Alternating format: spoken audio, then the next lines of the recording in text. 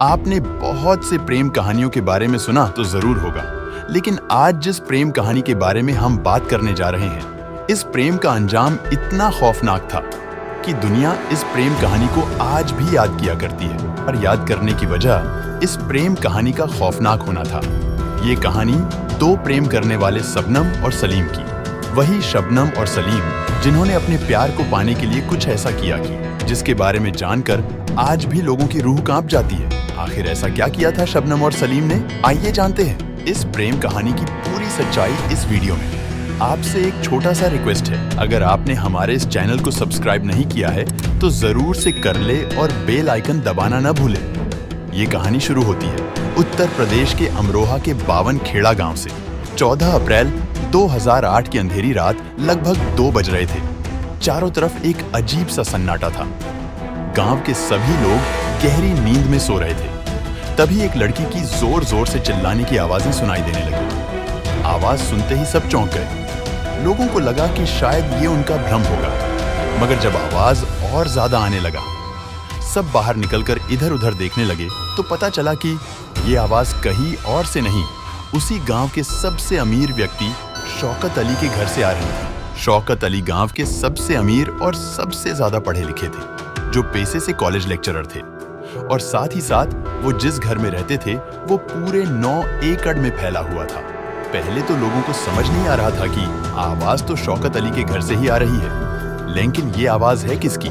सभी लोग भागते हुए शौकत अली के घर पहुंचे तो देखा ये आवाज और किसी की नहीं, शौकत अली की बेटी शबनम की थी। लोग ये सब देखकर हैरान और परेशान हो गए। आखिर शबनम क्यों चिल्लाई जा रही है? जब लोगों ने शबनम से पूछना चाहा तो उसने बस अपने हाथ से इशारा करते हुए घर के अंदर अपने माता पिता के कमरे की तरफ जाने को कहा। अभी सब लोग कमरे के अंदर घुसे भी नहीं होते हैं कि वहां का मंजर देख सभी के पसीने छूटने लगते हैं। कमरे के अंदर 2 लाशें पड़ी होती हैं, जिसे देखकर लगता है किसी ने कुल्हाड़ी से सीने और गर्दन पर मारा हो।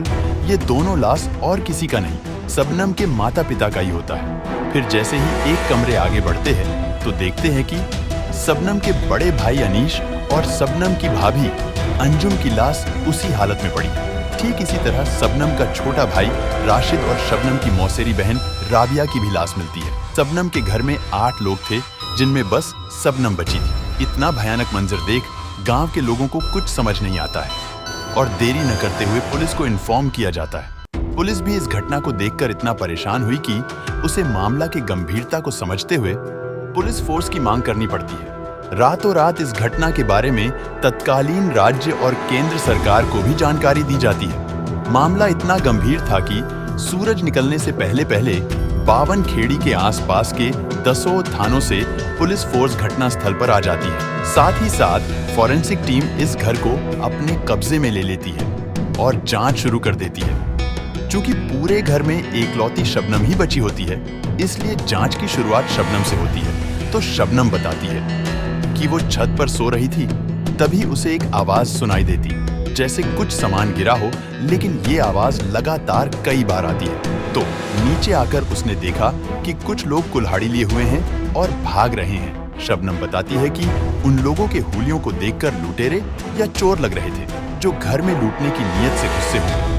शबनम के इस बयान के बाद ये बात पूरे 52 खेड़ा गांव में फैल जाती है कि लुटेरों ने शौकत अली के घर में डाका डालने के दौरान सभी लोगों की हत्या की। जिस समय ये हत्याकांड हुआ, उस समय उत्तर प्रदेश के मुख्यमंत्री मायावती थी। जैसे ही इस घटना की जानकारी मायावती को होती है तो तुरंत परिवार में बची इकलौती शबनम को 5 लाख रुपए मुआवजे के तौर पर देने तथा साथ ही साथ ये भी ऐलान करती है कि इस घटना में शामिल किसी भी शख्स को बख्शा नहीं जाएगा। मामला इतना ज्यादा गंभीर हो चुका था कि मायावती के इस ऐलान के बावजूद मामला शांत होता नहीं दिख रहा था, बल्कि इसे कानून व्यवस्था का मुद्दा बनाते हुए विपक्षी पार्टियां उत्तर प्रदेश की मुख्यमंत्री मायावती को घेरना शुरू कर देते हैं। हालात को बिगड़ते देख मायावती खुद अमरोहा आने का फैसला करती है और ठीक उसके अगले दिन हेलीकॉप्टर से अमरोहा आ जाती है और शबनम से मिलकर शबनम को तसल्ली देती है और साथ ही साथ ऐलान किए गए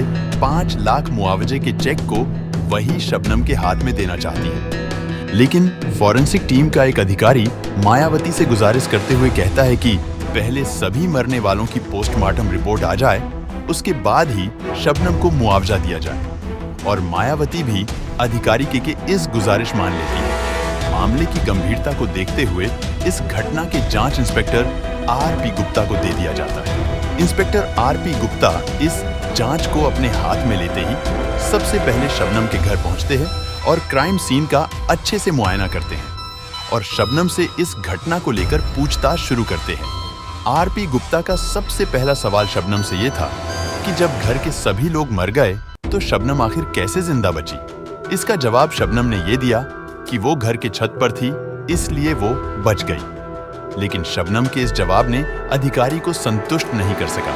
असल बात ये भी था जो अधिकारियों को शबनम के प्रति संदेह पैदा कर रहा था कि जिस बिस्तर पर हत्या की गई वहां किसी भी तरह का सिलवट का ना होना। इतना संदेह होने के बावजूद पुलिस ने शबनम को हिरासत में नहीं लिया और मामले की जांच में लगे रहे। सबसे पहले तो डेड बॉडी को स्थानीय हॉस्पिटल में पोस्टमार्टम के लिए भेज दिया गया और जल्द ही पोस्टमार्टम का रिपोर्ट भी आ जाता है। पोस्टमार्टम रिपोर्ट के मुताबिक मरने वाले किसी भी व्यक्ति ने किसी तरह का हरकत नहीं किया, मतलब अपने हत्या के दौरान वो अपने बचाव के लिए कुछ भी नहीं किए। एक्सपर्ट के मुताबिक सभी लोग या तो बेहोश थे या बहुत गहरी नींद में थे। पुलिस ने रिपोर्ट में बेहोश होने के संदेह को देखते हुए सैंपल को बायोप्सी जांच के लिए भेज दिया जाता है और जल्द ही बायोप्सी रिपोर्ट भी आ जाता है। ये रिपोर्ट में जो लिखा होता है वो बहुत हैरान कर देने वाला था, क्योंकि इस रिपोर्ट के मुताबिक हत्या से पहले सभी लोगों को जहर दिया गया था, जिसका सीधा मतलब ये था कि हत्या से पहले सभी को जहर देकर मार दिया गया था। इस रिपोर्ट को देखने के बाद पुलिस के दिमाग बहुत से सवाल आने लगे और इन सवालों का जवाब देने वाला अगर कोई था तो वो एकलौती बची शबनम थी। लेकिन माहौल इतना गंभीर हो चुका था कि शबनम को हिरासत में नहीं लिया जा सकता था, जिसके बाद पुलिस शबनम को शक के दायरे में रखते हुए अपनी जांच को आगे बढ़ाती है। सबसे पहले तो शबनम के कॉल रिकॉर्ड्स चेक किए जाते हैं। पुलिस को शबनम के कॉल रिकॉर्ड कुछ चौंका देने वाला खुलासा होता है। इस कॉल रिकॉर्ड्स के मुताबिक हत्याकांड वाली रात शबनम के मोबाइल से लगभग 50 से भी ज्यादा एक नंबर पर लगातार कॉल किए गए थे और फिर जब इस नंबर की जांच की गई तो ये नंबर गांव के ही रहने वाले सलीम नाम के लड़के का निकला। फिर सलीम को उठा लिया गया और उससे पूछताछ शुरू की गई और साथ ही साथ शबनम को भी अब हिरासत में लेकर पूछताछ शुरू हुआ। शबनम का पहला बयान ही झूठा साबित हुआ, जो पूछताछ के शुरू में शबनम ने बताया। शबनम ने बताया कि कई लोग उसके छत पर चढ़कर घर में घुसे और घर के सभी सदस्यों की हत्या कर दी। असल में पुलिस को शबनम का यह बयान इसीलिए झूठा लग रहा था क्योंकि जांच में सामने आया कि सीढ़ी से छत पर जाने का जो दरवाजा है वो तो अंदर से ही बंद था, तो कोई कैसे छत पर चढ़कर घर के अंदर आ सकता है। छत पर चढ़ना संभव ही नहीं था क्योंकि दीवार प्लास्टर था और जमीन से छत की ऊंचाई भी लगभग 14 फीट था और ना ही पुलिस को जमीन पर किसी सीढ़ी के निशान या कोई भी सबूत नहीं मिले जिसका इस्तेमाल करके बदमाश छत पर चढ़ा हो। इसके बाद शबनम जो भी दावा कर रही थी उसके हर दावे झूठे निकल रहे थे। इतना कुछ जानने के बावजूद पुलिस शबनम को हिरासत में नहीं लेती है। असल में यह मामला इतना गंभीर था कि शबनम को शक के दायरे में उठाना सही नहीं था।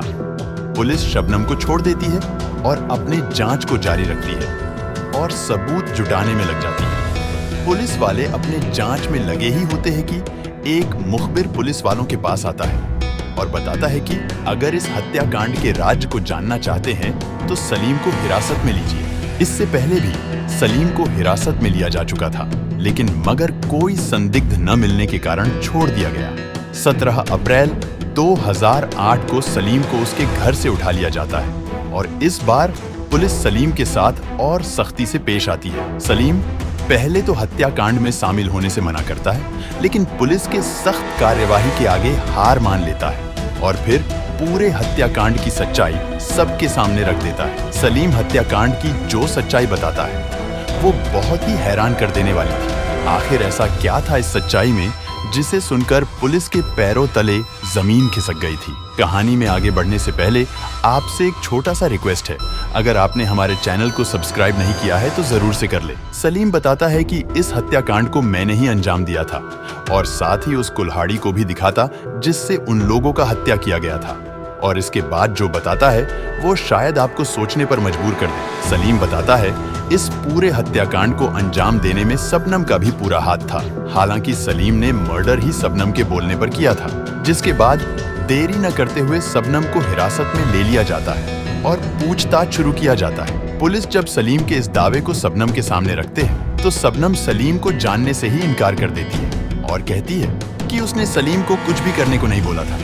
तो पुलिस शबनम से सवाल करती है कि जब तुम सलीम को नहीं जानती हो तो हत्याकांड वाली रात तुम्हारे मोबाइल से सलीम को 50 बार से ज्यादा किए गए कॉल के रिकॉर्ड कहां से थे? इस सवाल का शबनम के पास कोई जवाब नहीं था। इतना सब कुछ सामने होने के बावजूद शबनम सच कबूल करने को तैयार नहीं थी, जिसके बाद पुलिस सलीम और शबनम का आमना सामना कराने का फैसला करते हैं। यहाँ पर भी शबनम कई बातें बनाती है, अलग अलग कहानियां सुनाती है, जिसे सुन सलीम बोलता है, शबनम अब कबूल कर लो, क्योंकि मैंने सब कुछ पुलिस को बता दिया है। बेहतर होगा कि तुम भी कबूल कर लो। ये सुनते ही शबनम जोर जोर से दहाड़े मार मार कर रोने लगती है और इस खौफनाक हत्याकांड की सच्चाई बताने लगती है। पूछताछ करते करते सुबह से शाम हो जाती है और पुलिस के द्वारा इस पूरी घटना की जानकारी दी जाती है। पुलिस के मुताबिक इस घटना को सलीम और शबनम के प्रेम का कारण बताया जाता है। पुलिस के मुताबिक पूरी कहानी ये थी कि शबनम गांव की सबसे अमीर और सबसे ज्यादा पढ़े लिखे घराने से बिलोंग करती थी। शबनम के 2 भाई थे। एक बड़े भाई जो कि इंजीनियर की पढ़ाई पूरी करके एक अच्छे कंपनी में जॉब कर रहा था और छोटा भाई जो अभी MBA करके कंपनी में लगा ही था।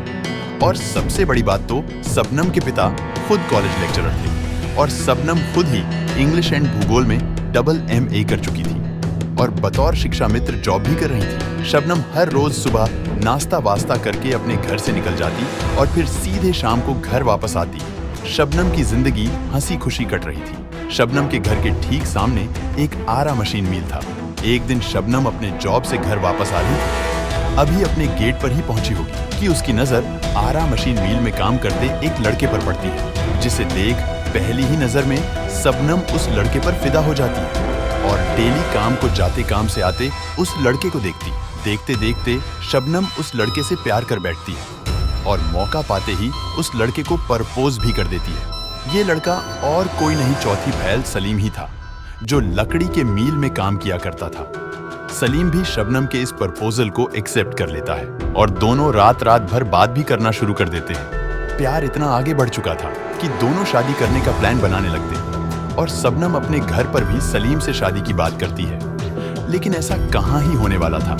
शबनम, जो कि गांव की सबसे रईस, पढ़े लिखे इज्जतदार घराने से बिलोंग करती थी, और कहाँ सलीम चौथी फेल, एक लकड़ी मील में काम करने वाला मजदूर। जब शबनम अपने घर पर बात करती है, शबनम के पिता सुनते ही हैरान हो जाते हैं और शबनम को समझाते भी है कि बेटा, तुम कहाँ पढ़ी लिखी और वो कहाँ मजदूर, ये शादी नहीं हो सकती है, बोलकर सीधे मना कर देते हैं। इसके बाद भी शबनम मनाने की हर नाकाम कोशिश से करती है।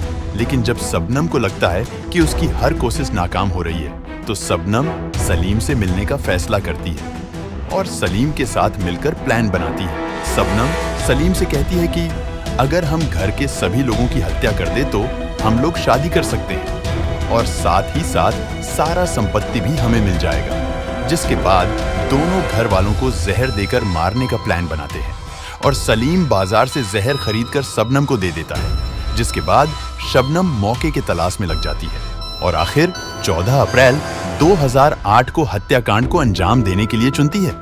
इस दिन दोनों भाई घर से बाहर किसी काम के सिलसिले में गए हुए थे। शबनम दोनों भाइयों को कॉल करती है और इतने प्यार से कहती कि घर पर आज जल्दी आ जाइएगा कि दोनों भाइयों के मन में मना करने का ख्याल भी नहीं आता है। और फिर रात के वक्त सभी लोग घर पर इकट्ठा होते हैं और साथ ही बैठकर खाना खाते हैं। खाना खाने के बाद शबनम सबसे पूछती है कि चाय कौन कौन पिएगा? आप लोग तो जानते ही होंगे कि अपने यहाँ चाय का कितना क्रेज है। तो बस सभी चाय का नाम सुनते ही हाँ बोलते हैं। फिर शबनम और शबनम की मौसेरी बहन राबिया किचन में जाती है और चाय बनाने में लग जाते हैं। शबनम राबिया को किसी बहाने से किचन से बाहर भेज देती है और जल्दी से जहर निकालकर चाय में मिला देती है और फिर एक एक कर सभी को चाय दे देती है। सभी लोग बड़ी चाव से चाय को पीते हैं। चाय पीते ही सभी की तबीयत खराब होने लगती है, जिसे सब नॉर्मल प्रॉब्लम समझकर सब अपने अपने रूम में चले जाते हैं। और बिस्तर पर लेटते ही दुनिया को अलविदा बोल देते हैं। आखिर उन्हें कहा ही पता था कि जिस चाय को वो बहुत चाव से पी रहे थे वो उनकी जिंदगी की आखिरी चाय है। इसके बाद शबनम सभी के कमरों में जाती है और पता करती है कि कहीं कोई जिंदा तो नहीं है। चेक करने के बावजूद शबनम को तसल्ली नहीं मिलता है, जिसके बाद शबनम सलीम को कॉल करती है और कुल्हाड़ी लेकर आने को बोलती है और सलीम के आ जाने के बाद सलीम से बोलती है कि कुल्हाड़ी से सभी को काट दो ताकि इसे डकैती का नाम दिया जा सके। सलीम बारी बारी सभी के कमरे में जाता है और सबको कुल्हाड़ी से बेरहमी से काट देता है और फिर चला जाता है। सलीम अभी शबनम के घर से निकला ही होता है कि शबनम सलीम को कॉल करती है और वापस आने को बोलती है। सलीम पूछता है क्यों, तो शबनम बोलती है कि मेरा भतीजा अर्श अभी बाकी है जो कि सिर्फ 10 महीने का था। तो सलीम आने से मना कर देता है और बोलता है कि मैं नहीं आऊंगा, तुम ही उसे निपटा दो। जिसके बाद शबनम अपने हाथों से अपने 10 महीने के भतीजे अर्श का गला दबाकर हत्या कर देती है और इसके बाद चिल्ला चिल्लाकर रोने का एक्टिंग करने लगती है। शबनम के इस खुलासे के बाद आधिकारिक तौर पर शबनम और सलीम को गिरफ्तार कर लिया जाता है। दोनों पर हत्या समेत कई धाराओं के तहत मुकदमा दर्ज करते हुए मामला चलाया जाता है। यहाँ लंबी सुनवाई के बाद शबनम और सलीम को मौत की सजा सुनाई जाती है। इस सजा के खिलाफ दोनों इलाहाबाद हाई कोर्ट में अपील दर्ज करते हैं और यहाँ भी दोनों को फांसी की सजा सुनाई जाती है।